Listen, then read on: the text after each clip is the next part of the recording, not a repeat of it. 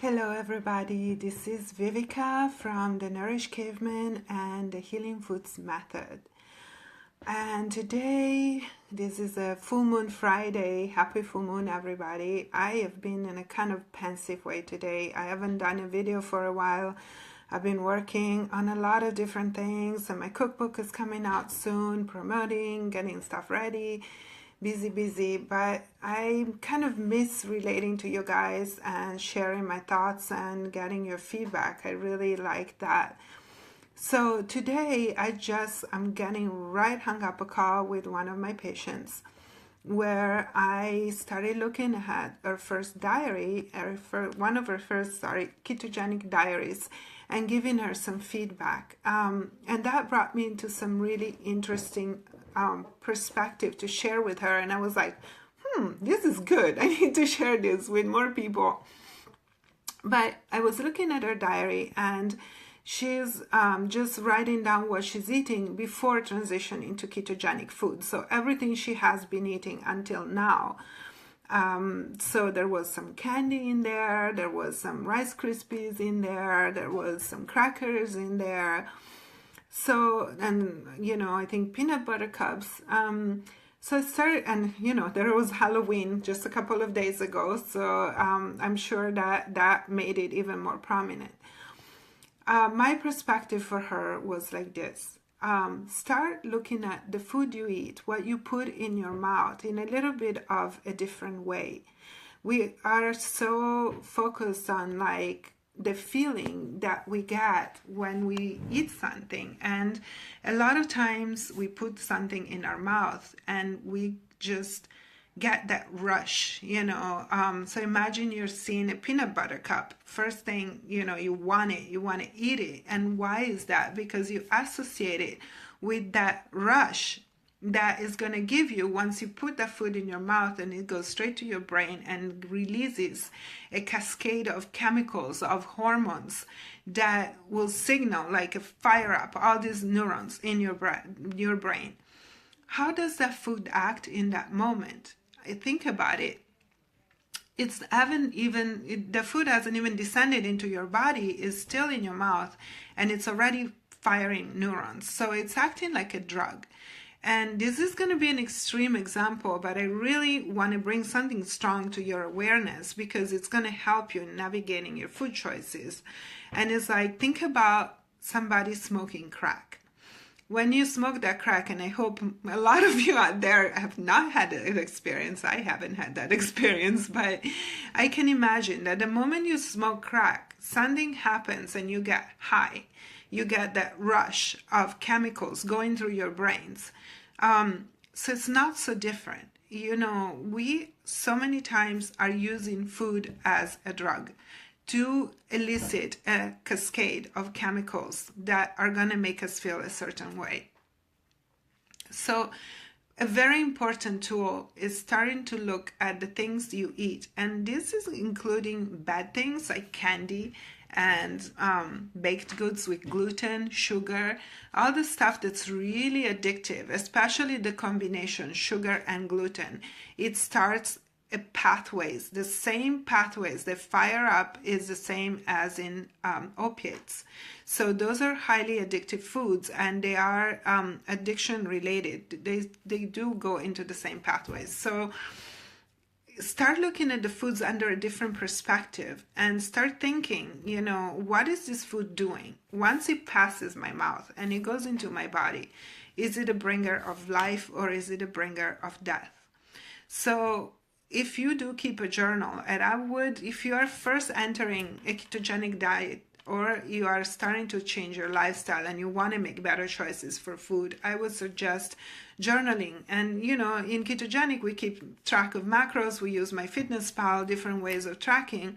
But even if you just keep a journal and you start putting in everything you eat, and it's really important to be honest with yourself in that moment and really put everything that you're eating, no judgments, in that moment, and then you start color coding. I would like the color coding. There is a lot of journaling done these days with coloring and coloring books, and everybody's got all these fancy color pencils.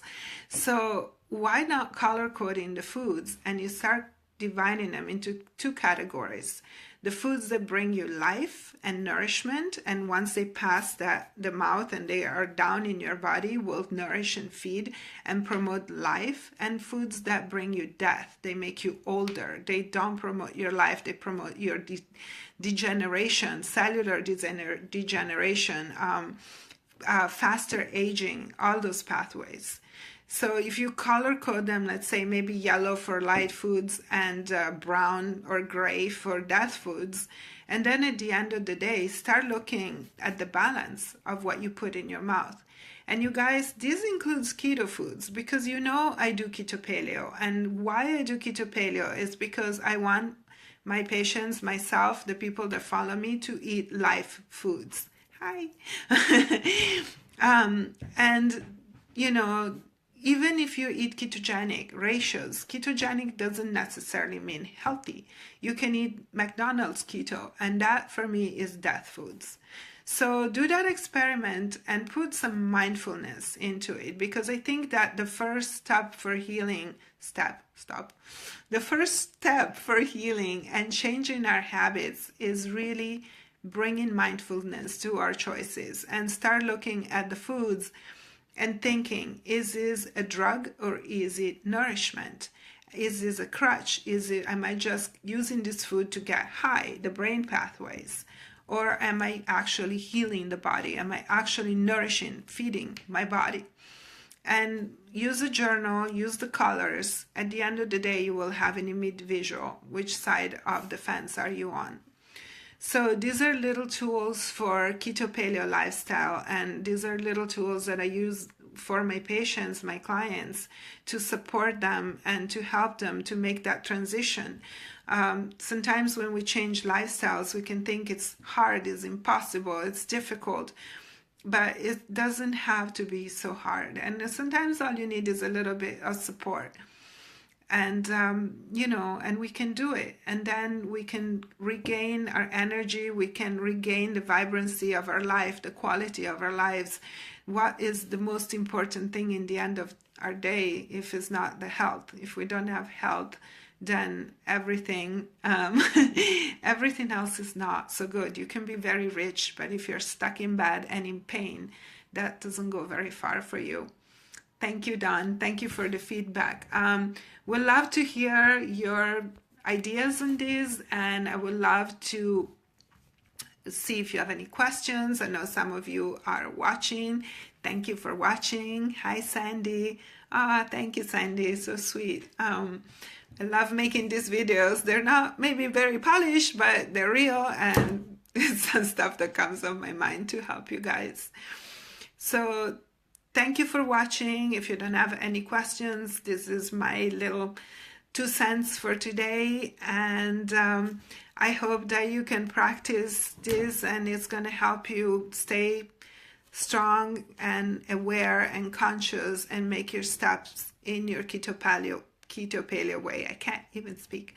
And you guys, a little minute of self-promotion. My cookbook is coming out to help you eat better and make those better choices. So if you haven't gotten it yet, please pre-order from Amazon.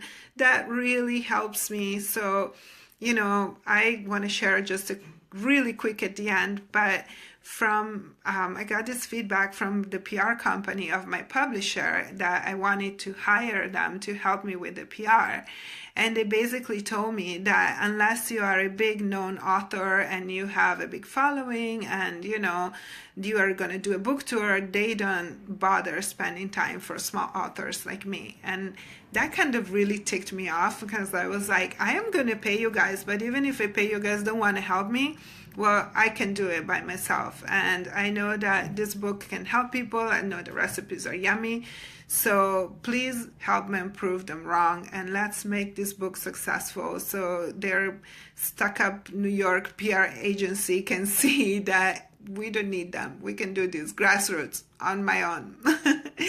Thank you so much for watching, you guys, and I will keep bringing you my knowledge and my research and tools to make you healthier and happier and on your way to keto paleo. Have a great weekend and happy full moon.